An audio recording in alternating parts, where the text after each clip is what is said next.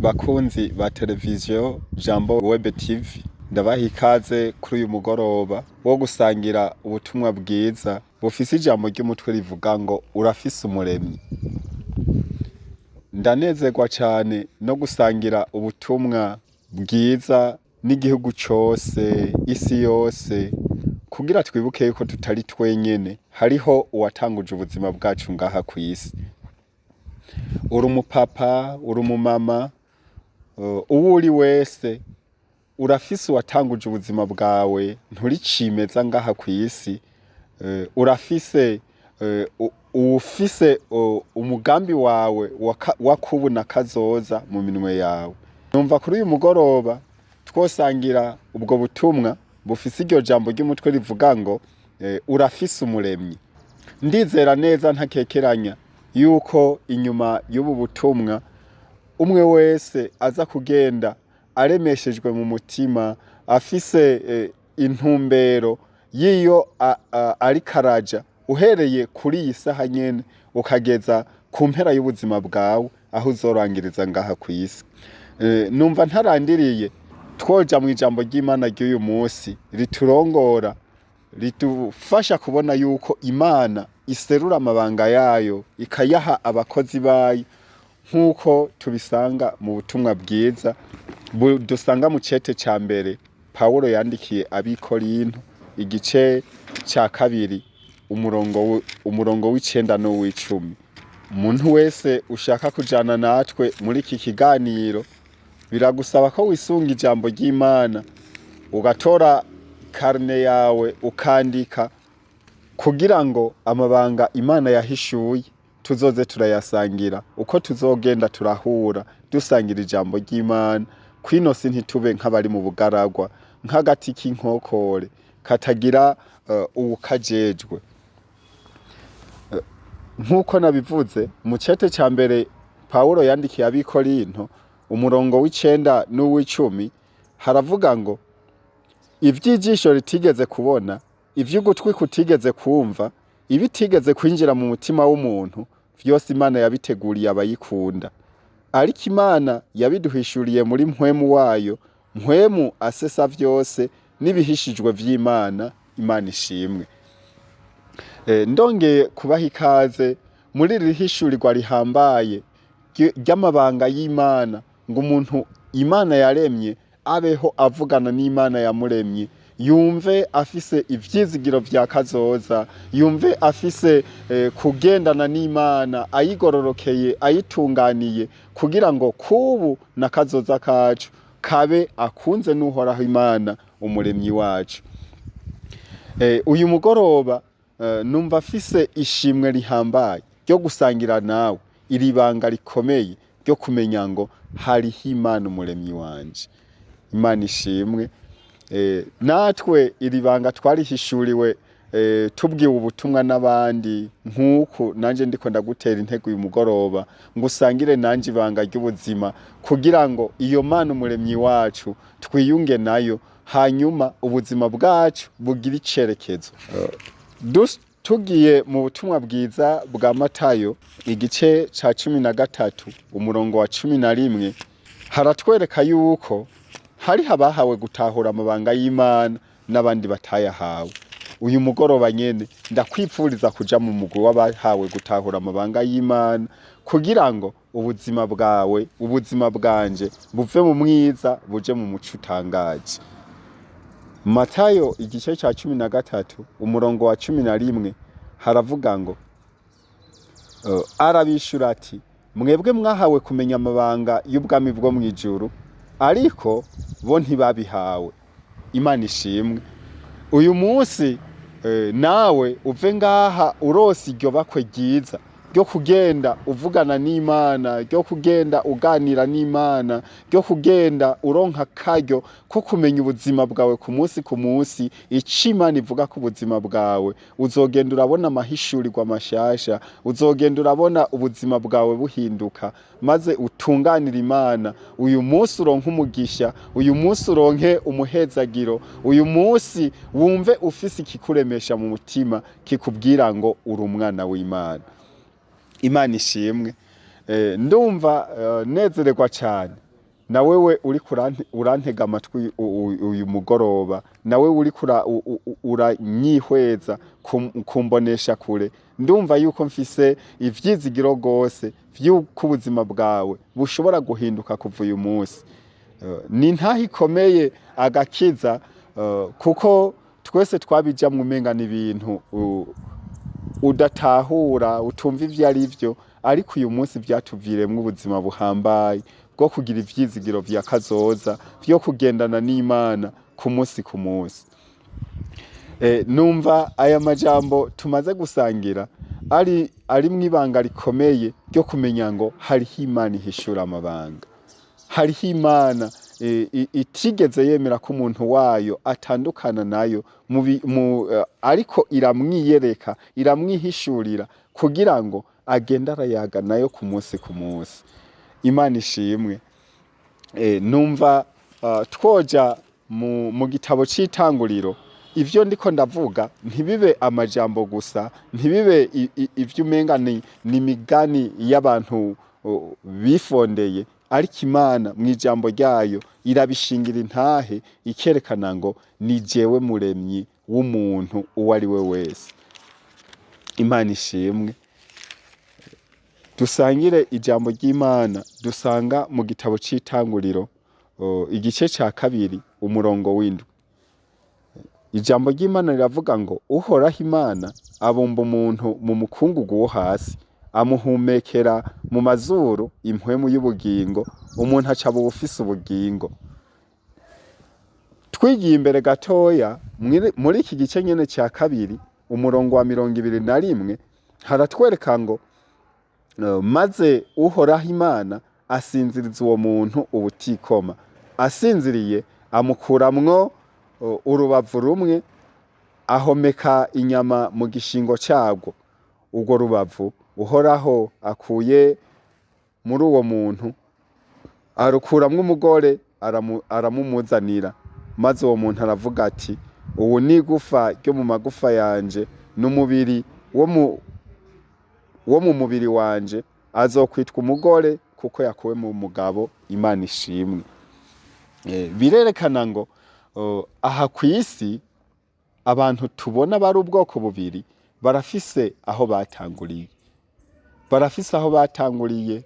Ni Imana ubwayo yakuremye, ni Imana ubwayo yandemye, ni Imana yaremye umugore, ni Imana yaremye uwo wese, hanyuma tugenda turigwiza uko urunganwe rumwe rwagiye rurakurikirana n'urundi. Imana ishimwe. Kuri uyu mugoroba rero numva ndakubwira ngo ntubeho nk'udafise ivyizigiro, nk'udafise Imana rurema. Ijambo ry'Imana rirabitwereka, rikatubwira ngo Abisirayeli hari igihe bamaze badafise Imana nyakuri, badafise abigisha bo kubigisha, badafise abaherezi bo kubigisha, badafise n'ivyagezwe vy'Uhoraho. Ico gihe ngo haba imivurungano myinshi, abantu bakagenda bavurungana, bashwana, bagiriranira nabi, gushikaho barondereye Uhoraho baramutakambira, maze ubumwe bw'umuntu n'Imana burasubira buragaruka. Nawe uyu mugoroba ndakubwira ngo ushobora kuba uri mu vyo udatahura, ushobora kuba uri mu vyago bimwe canke ibindi, ushobora kuba ufise ivyaha biriko birakunyikiza bikakubuza ubucuti bwawe n'Imana. Ndasubiye kukwibutsa uyu mugoroba mvuga ngo urafise umuremyi, urafise umuremyi, urafise intango y'ubuzima, urafise uwabushizeho. Imana ishimwe. Uwo aratweretse uburyo yaremyemwo umuntu, ngo yaramubumvye, hanyuma ahejeje kumubumba amuhumekeramwo impwemu, aca bufise ubugingo. Uyu munsi jewe intahe yanje mu buzima bwa misi yose ndi umuganga. Narashobora kubona umuntu kurya bavuga ngo yitavye Imana, nkasanga wa mubiri wose wiwe uri ngaho, nta gipande na kimwe camuvuyeko. Nkaja ahantu nkibaza, mbega uwo muntu bavuga ko yapfuye gute? Ko ndamubona umutwe, amaso, amazuru, ibihimba vyose bimugize bimuriko. Nkaja aho hantu nkibaza uwo muntu yapfuye uwo ari we. Muga Imana ibishimirwe, imaze kunyihishurira ikugurura amaso yanje, naramenye ingene umuntu yaremwe mu buryo butandukanye, mu mpwemu, mu mushaha no mu mubiri. Ivyo ni ibice bitatu bigize umuntu. Ivyo bigatuma rero menya ngo umuntu aremwe mu buryo butatu. Ubwo buryo butatu rero bumwe bwose burafise ingene bufungura. Imana ishimwe. Umubiri turaja mu isoko tugasuma, tukagira stoke, tugashira ibintu ngaha kugira ngo ku munsi turonke ivyo dufungura. Mugo uwo muntu apfa, uwo muntu bavuga ngo yapfuye akakuvamwo, uwo ntakeneye stoke y'ibitoke n'ibiraya n'ibijumbo n'ibindi, akeneye ijambo ry'Imana. Imana ishimwe. Yararemwe, hanyuma akiri kibumbano Imana imuhumekeramwo impwemu ngo aca bufise ubugingo. Nuno musi rero igihe cyose wumvise ijambo ry'Imana, hariho ahantu rishikira ari hamwe mu gace bita ubwenge. Ubwenge rero buza kugirwa burafise akandi gace bifatanye kitwa ibigumbagumba. Ivyo bigumbagumba birafise akandi gace bifatanye kitwa guhitamwo. Uko guhitamwo rero umwe wese iyo yumvise ibintu canke asomye ibintu canke akorako ikintu, haraza kuba uguhitamwo kwiwe. N'uyu mugoroba nyene urafise uguhitamwo, urafise ibigumbagumba vyawe ahantu biriko biraguhamagarira. Urashobora kuba uri kurumva ubutumwa, mugabo uno musi wewe televiziyo yawe wayugurura ukarondera amashene avuga ibindi bintu bitubahisha Imana. Mugabo ubu butumwa buriko buraza bukubwira ngo Imana irakeneye yuko wiyuzuza nayo, kuko niwe muremyi wawe, niwe agufitiye ibanga ry'ubuzima, niwe agufitiye kubona kazoza, niwe agufitiye iherezo ryiza. Imana ishimwe. Numva rero uyu mugoroba ntawo kurambira cyane. Nta vyinshi natwe twabwiwe, kandi kugira wumve ubutumwa kandi uhinduke ntibisaba amajambo menshi. Ndanezerwa cyane iyo somye inkuru y'ingene Yesu ari hano ku isi yatoranya abamukurikira. Ashitse aho yari karagendagenda, Yohani Batista yavuze gusa ngo nguwurye umwagazi w'Imana. Hanyuma Andrea na Simoni bamaze kumva ivyo gusa, bahitamwo kumukurikira, bamugezeko bahindurirwa amazina, batangura kumenya amabanga y'ubwami bw'Imana.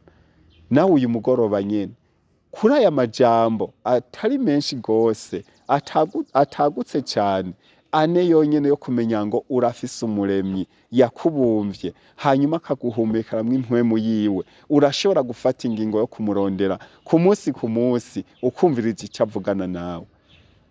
Ni Imana yahishuye amabanga, ni Imana yemeye ngo muzondondera kandi muzombona nimwandondeza imitima yanyu yose. Uyu munsi rero ureke kubaho nk'udafise icerekezo cy'ubuzima, ureke kubona wibumbiye mu vy'isi. Bibiliya ivuga ngo isi iriko irashirana n'ivyayo. Wewe isi itarahera, wewe wova mu mubiri ugasezera iyi si ukagenda. Nuno musi hari habo tuvuye guherekeza bariho, yerekana ngo wewe ntuzi ikiringo cawe hano ku isi. Imana ishimwe. Nubeho rero nk'ufise umuremyi afise Imana, intango y'ubuzima bwawe, intango y'ubuzima bwanje. Hanyuma iyo nyene tuyirondere ku munsi iduhishurira amabanga, tugendane nayo dufise ibanga ryayo, nk'uko ijambo ryayo rishingira intahe ngo ibanga ry'Uhoraho rifiswe n'abayubaha. Numva rero uyu mugoroba nto kwirirwa ndarandira gose, niwe wo guhitamwo, niwe wo gufata ingingo. Natwe twarumvise ubutumwa nk'uku, hanyuma turabishira ku mutima, turavyizera, biduhindurira ubuzima. Uyu munsi dufise ico tubwira isi, dufise amakuru yo mu bwami bw'Imana dushobora kubwira isi kandi gahinduka. Isi rero sivu, si umusenyi, ni wewe nanje. kuko ibi byose byashyizweho ku bwa jewe nawe. Imana ishimwe. Numva ntokwirirwa ndakurambira cyane kiretse kukubwira umuryango binjiriramo. Uyu munsi Bibiliya zirahari ku isi yose mu ndimi zose, ariko uza gusanga stoke dufise ari y'amahera menshi ku kwezi, mugabe igitabo c'ijambo ry'Imana atawushobora kukigura ngo acisomere ku munsi ku munsi. Ngira ndakwereka ibanga rihari, nuko iki gitabo cashiriweho jewe nawe. Mu Migani igice ca 25 umurongo wa 4 haravuga ngo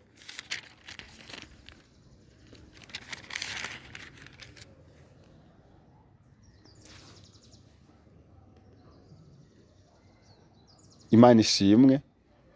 Mu Migani igice ca 25 umurongo wa 4, munyihanganire gato,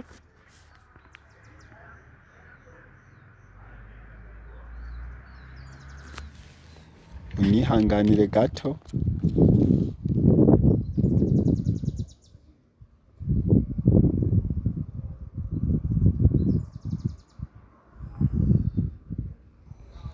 Ndiko ndakurondera ijambo ry'Imana rishobora kukurongora kwisomera Bibiliya, aho ritwereka ngo Imana guhisha ikintu ni icubahiro cayo, ngo ariko abami n'abaherezi nabo guserangura ikintu nico cubahiro cabo. Ivy'Imana yanyegeje, ivy'Imana yagize amabanga, kwari kugira jewe nawe dushobore kubisesa tubironke, hanyuma ivyo bitume jewe nawe tumenya ibanga Imana yahishije, turisese ku munsi tugendane nayo dufise ibanga ryayo. Niho muri inosi tutazogenda twicuza tumeze nk'indege yataye umupilote igenda iriseka ku biti no ku mabuye. Imana ishimwe.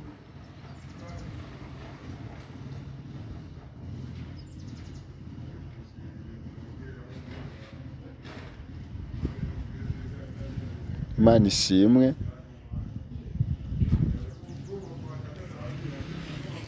Sinihuse kuribona kumvo z'amabibiliya usanga atandukanye, ariko ndakugira inama ngo igitabo c'ijambo ry'Imana ku munsi ukigira umugenzi.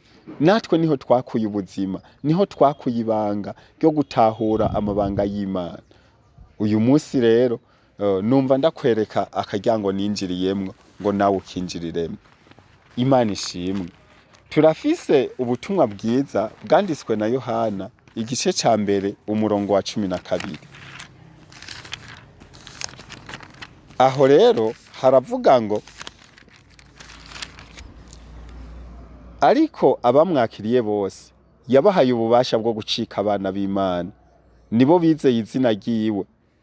Imana ishimwe. Ariko abamwizeye bose yabahaye ububasha bwo gucika abana b'Imana, nibo bizeye izina ryiwe. Hanyuma ibi uravyizeresha umutima ukavyatuza akanwa yuko Kristo ari umwami, hanyuma ukaronka ukugororoka.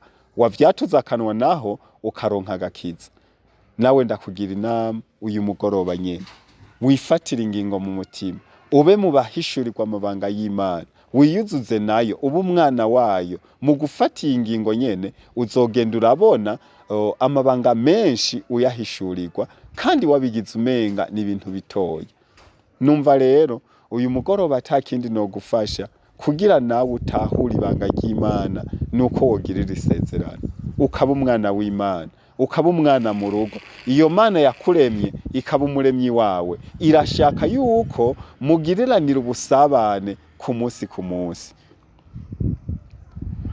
Ntarandiriye numva no kurongora aho uri hose, wicaye, uhagaze, wumva ufise ingene wobigenza ugafukama, numva no kubwira ngo fata ingingo mu mutima, wiyuzuze niyo Mana yawe. ndakurongora mu isengesho.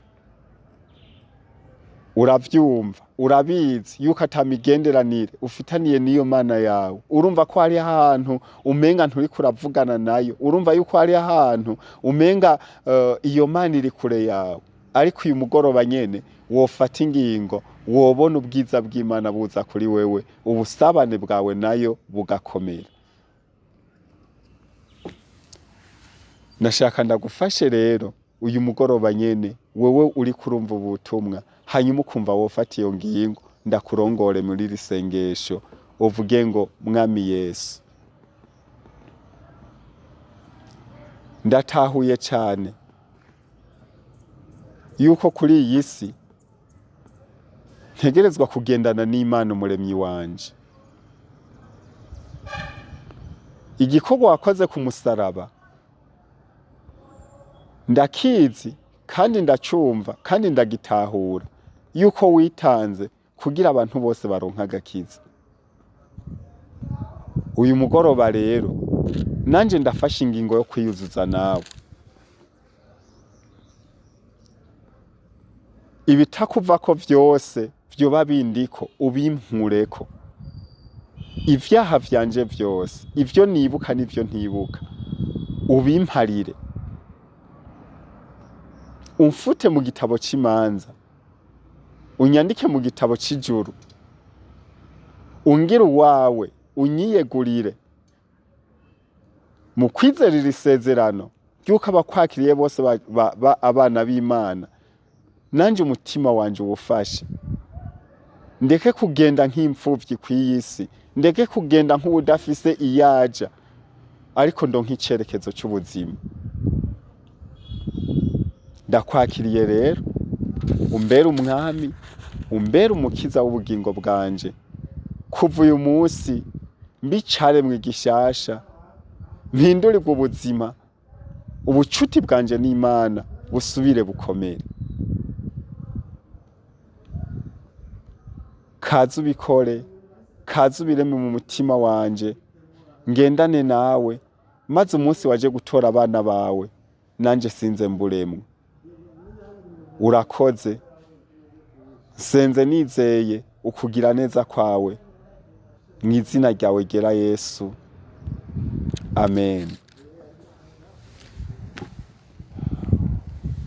Ndagukeje wewe wari kurankurikirana uyu mugoroba, ukaba wumva iri sengesho urigize ufise umutima wizeye, ufise umutima wugurukiye iyo Mana. Nagira ndakubwire ngo urakwiye kurondera ishengero ry'abagize iri sezerano. Bariho bamwe bariko barabipirata, bariko barabigira ibintu umenga vyarataye agaciro, bakiyita bakizwa mugataribo. Muganagira nkubwire ngo iri sezerano we ni waburigize urikuye ku mutima, rizokuviramwo ibikomeye. Wemere uregwe n'ishengero, wemere ufashwe muri vyose, ugamburukira abagushize imbere, bakurongorere mu ijambo, ariko nawe ugisomere ku munsi, umenye kwisengera, kuyihamagara mu cumba, harya wiyugarane, ubwire Imana ngo ndashaka ubucuti bwanje nawe. Uzogenda urabona ubuzima bwawe buhinduka ku munsi. Urakoze. Reka ndagusengere, nanje nisengera mvuga ngo iri sezerano ugize ribe iri kuzigama, rize gushitse ku bugingo budashira, kuko natwe aho nyene niho dutumbereye. Ijambo ry'Imana rikagenda riraturongora, rikatubuza guca mu nzira zitarizo, tukaba abagorokeye Imana. Yesu aguhezagire gose. Mwami Yesu Kristo, ndagushimiye uyu mugoroba mwiza, uwushimye gusangiza ijambo ryawe abo waremye, kugira ngo bamenye yuko hari umuremyi wabo, hari uwatanguje ubuzima bwabo. Mwami mwiza, natwe twagize isezerano nk'iri, ubuzima bwacu burahinduka. Ndongeye gusengera uwo muntu Mwami ariko arumva ubutumwa, maze Mwami Imana agafata ingingo mu mutima yo guhinduka, akaguhindukirira ngo umwunge n'Imana umuremyi. ndaguhamagaye ngo umugirire ubuzima bwiwe mwami Imana, ubwuzuye umunezero, ubwuzuye amahoro, ubwuzuye urukundo, ubwuzuye ukwihangana, ubwuzuye ukugira neza, ubwuzuye ingeso nziza, ubwuzuye ubwizigirwa n'ubugwaneza no kwirinda ivy'isi idashobora kumuha. Muri wowe mwami Imana twarabihawe. Nanje ndavyatuye kuri uwo muntu agize isezerano arikuye ku mutima ukwizera kandi ugukunze, ushaka kugendana nawe imisi yose asigaje kubaho ngaha kw'isi. Mwami mwiza, ndamusengeye ngo ugende uramuhindura ku munsi ku munsi, abicare mwigishasha mw'izina ryawe gera Yesu Kristo. Ivy'akaronda bimuva inyuma mwami, ivy'isi yamuvuzeko, imivumo y'abatandukanye yaramugiyeko imuvanweko n'amaraso yawe mwami Imana. Bimenyekane kuri Imana uhindura ubuzima, maze ukagenda uradutunganya ku munsi ku munsi, natwe tuze duhurire mu bwami bwawe tunezeranwa tuvuga ngo turatorotse umwansi, twakiriye intsinzi ihambaye mwami ku buzima bwacu, twakiriye kugendana nawe mwami, twakiriye ubuzigamyi bwawe, twakiriye impuhwe zawe n'urukundo bigenda biratuzigama ku munsi, uturongore mu nzira yawe gushika udushikanye mu bugingo budashira ubwo waducunguriye. Uyu munsi tukaba tubugendana, kandi mwami Imana mpwemu wawe arabitwemeza, yemezanya na mpwemu yacu ko turi abana bawe, kandi mwami Imana niko turi. Urakoze, turakwizigiye gose, kandi ndakwizigiye ko ibirenga ivyo nosengera n'ivyo nosaba ku bugingo bw'uwo muntu yemeye gufatanya nawe, mw'izina ryawe gera Yesu Kristo, amen.